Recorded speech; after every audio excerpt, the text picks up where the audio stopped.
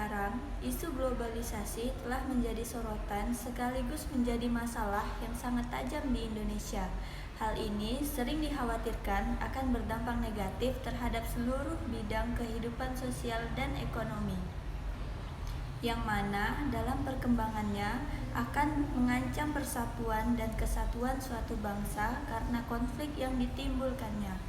Pengaruh arus globalisasi pada dasarnya sulit untuk dapat dicegah dan memerlukan adanya perhatian seperti dalam berbagai tantangan, ancaman, hambatan, dan gangguan yang ada, serta kebijakan dan strategi untuk menanggulanginya. Persoalan globalisasi ini dan segala kaitannya di berbagai area tidak saja menggambarkan masalah, persoalan, dan kajiannya, tetapi juga sekaligus menawarkan ide atau berbagai alternatif pengelolaan dalam penyelesaian persoalan di seputar isu tersebut. Terdapat banyak isu dalam globalisasi, salah satunya yaitu kemiskinan. Kemiskinan yang disebabkan oleh globalisasi berasal dari pasar bebas dan atau akibat ulah negara maju. Pengalaman Indonesia selama kurun waktu 2 dekade terakhir ini memberikan gambaran bahwa kapitalisme atau membanjirnya modal asing ke Indonesia mempunyai pengaruh yang kurang menguntungkan pihak masyarakat ekonomi lemah, kebebasan untuk mengajar, keuntungan sebanyak-banyaknya, dan pasar bebas merupakan prinsip-prinsip dasar kegiatan ekonomi kapitalis. Namun, pasar sempurna sebagai persyaratan terwujudnya pemerataan kesejahteraan tidak pernah terjadi. Semua ini akibat adanya praktik-praktik pengejaran kebutuhan ekonomi manusia yang tidak terbatas. Perpaduan dari prinsip-prinsip ini dalam kegiatan ekonomi membawa sekelompok masyarakat ke jenjang kesejahteraan atas pengorbanan kelompok lainnya. Selama tidak dilakukan rekonseptualisasi prinsip-prinsip dasar ekonomi, selama ini pula proses pemiskinan masyarakat atau negara lemah oleh negara kapitalis kuat akan terus berlanjut.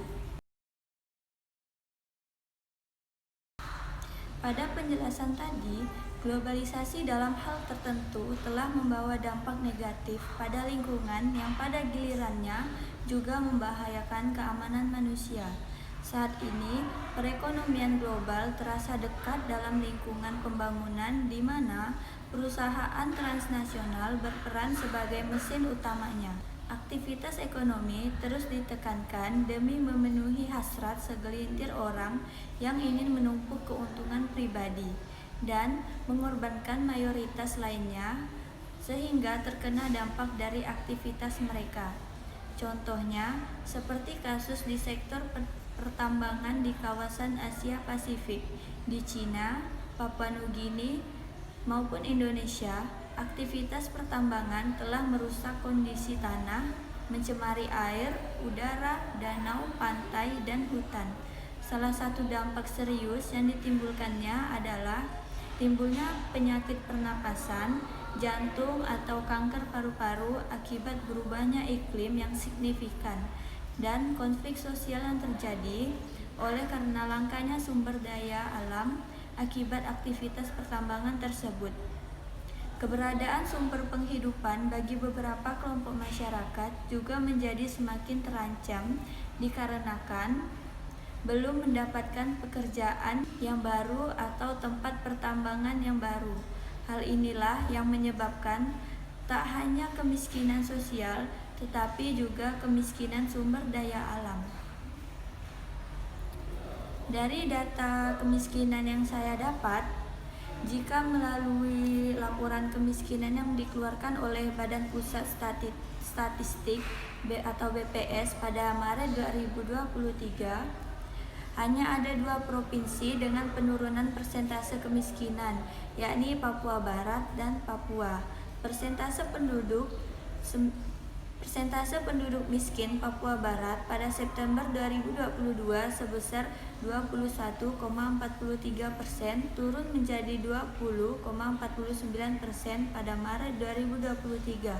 Sementara persentase penduduk miskin di Papua pada September 2022 sebesar 26,8%, turun tipis menjadi 26,3% pada Maret 2023. 5 provinsi lainnya justru mengalami peningkatan.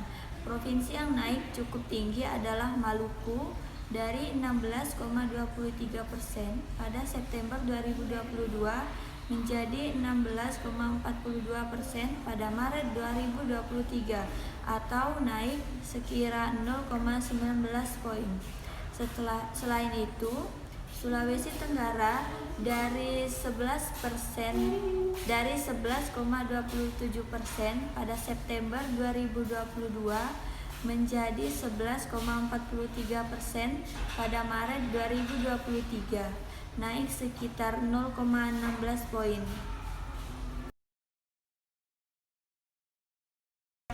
Dari kasus tadi, saran saya terhadap isu global kemiskinan supaya pemerintah harus berupaya meningkatkan pendapatan melalui berbagai cara, termasuk meningkatkan produktivitas, meningkatkan pendidikan, dan meningkatkan kesempatan kerja, dan juga kebijakan yang lebih fokus pada upaya meningkatkan pendapatan seperti meningkatkan kesadaran masyarakat yang mana dapat membantu mengurangi kemiskinan. Selain itu, pengembangan kebijakan kasus ini juga termasuk ke dalam pendidikan kewarganegaraan karena dapat membantu kita dalam memahami bagaimana isu-isu global tersebut berpengaruh pada kehidupan sehari-hari dan bagaimana mereka dapat berkontribusi dalam mengatasi masalah tersebut. Dengan demikian, pendidikan kewarganegaraan dapat mempersiapkan kita untuk menjadi warga negara yang lebih aktif dan berpartisipatif dalam menghadapi dan mengatasi isu-isu globalisasi, termasuk kemiskinan, serta membangun kesadaran dan komitmen untuk mengatasi masalah tersebut.